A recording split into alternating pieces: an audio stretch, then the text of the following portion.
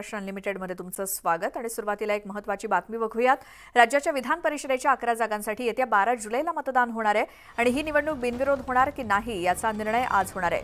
विधान परिषदेचा उमेदवारी अर्ज मागे घेण्याचा आजचा शेवटचा दिवस आहे आणि विधान परिषदेच्या रिंगणात उतरलेल्या 12 पैकी एका उमेदवारानं माघार घेतली तरच ही निवडणूक बिनविरोध होईल। विधानसभेत सध्या भाजपचे 103, शिंदे सेनेचे 39 आणि अजित पवार गटाचे 40 आमदार आहेत। शिवाय या तीनही पक्षांना काही अपक्ष आणि छोट्या पक्षांचा पाठिंबा आहे आणि त्यासाठी त्यांना 115 आमदारांचं पाठबळ लागणार आहे, म्हणजेच 12 मतं बाहेरून मिळवावी लागतील। अपक्ष आणि लहान पक्षांचे 9 आमदार भाजपसोबत आहेत आणि शिल्लक 3 मतांची तजवीज करणं त्यांच्यासाठी आता कठीण नाही। आमच्या महायुतीकडे पुरेसे मतं आहेत। त्या मतांच्या आधारावर आम्ही आमचे 9 उमेदवार उभे केलेले आहेत। आपण जर आमची बेरीज बघितली तर 9 उमेदवारांना निवडून आणण्याकरता जी मतं लागतात ती आमच्याकडे आहेत। महाविकास आघाडीने एक अधिकचा उमेदवार उभा केलेला आहे, त्यामुळे त्यांना जर घोडेबाजार करायचा असेल तर ते उमेदवार ठेवतील, तो करायचा नसेल तर ते उमेदवार परत घेतील। मला पूर्ण विश्वास आहे की महायुतीचे 9ही उमेदवार निवडून येतील। विधान परिषदेच्या 11 जागांसाठी मतदान होणार आहे 12 जुलैला। मात्र ही निवडणूक बिनविरोध होणार की नाही याचंही आपल्याला आज कळेल, कारण विधान परिषदेचा उमेदवारी अर्ज मागे घेण्याचा आजचा शेवटचा दिवस आहे आणि रिंगणामध्ये एकूण 12 पैकी एका उमेदवारानं जर माघार घेतली तरच ही निवडणूक बिनविरोध होणार आहे। विधानसभेमध्ये सध्या भाजपचे 103, शिंदे सेनेचे 39 आणि अजित पवार गटाचे 40 आमदार आहेत। शिवाय तीनही पक्षांना काही अपक्ष आणि छोट्या पक्षांचा पाठिंबा आहे आणि त्यासाठी 115 आमदारांचे एकूण पाठबळ लागणार आहे, म्हणजेच 12 मतं ही बाहेरून मिळवावी लागतील।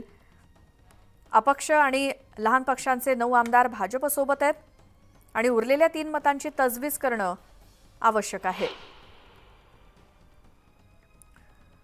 तर राष्ट्रवादी काँग्रेसचे उमेदवार आहेत राजेश विटेकर आणि शिवाजी गर्जे। विधान परिषदेसाठी शिवसेनेकडून उमेदवार आहेत भावना गवळी आणि कृपाल तुमाने।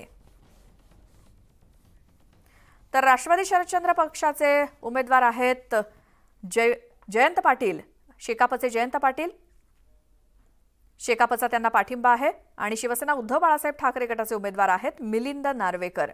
अधिक माहितीसाठी आपण जाऊयात, अजित मांढरे आमचे प्रतिनिधी आपल्या सोबत आहेत। अजित, विधान परिषदेची ही निवडणूक बिनविरोध होणार की नाही हे आज आपल्याला कळेल, काय माहिती?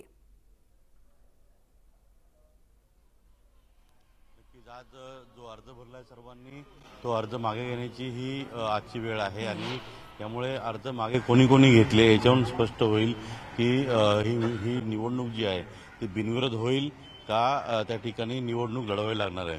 काल देवेंद्र फडणवीस उपमुख्यमंत्री यांनी स्पष्ट केलं होतं, त्यांना जेव्हा प्रसारमाध्यमांनी प्रश्न विचारला की ज्या पद्धतीनं जे उमेदवारी अर्ज आलेले आहेत यावरून घोडेबाजार होईल त्याच पद्धतीनं निवडणुका होतील का असा प्रश्न विचारला। त्यांनी स्पष्टपणे सांगितलं की महायुतीकडे स्पष्ट बहुमत आहे आणि त्यांचे सर्व उमेदवार 9च्या 9 उमेदवार निवडून येतील एवढं आमच्याकडे बहुमत आहे। बहुमत नसताना किंवा आपल्या उमेदवाराला जे प्राप्त मतं आहेत तेवढी जी पडतील याची शाश्वती नसताना देखील त्या ठिकाणी महाविकास आघाडीतर्फे अतिरिक्त उमेदवार जे आहेत ते उभे केले गेले आणि यामुळे तो फटका बसू शकतो महायुतीलाच। माफ करा, त्यांनी असं म्हटलं की महाविकास आघाडीला घोडेबाजार करायचा असेल आणि त्यामुळे त्यांनी अतिरिक्त उमेदवार दिलेला आहे। जर त्यांनी अतिरिक्त उमेदवार मागे घेतला तर हा घोडेबाजार होणार नाही किंवा निवडणूक जी आहे ती होणार नाही। अर्थात याच्यामध्ये मागे कोणी घ्यायचं, जयंत पाटील का मिलिंद नार्वेकर?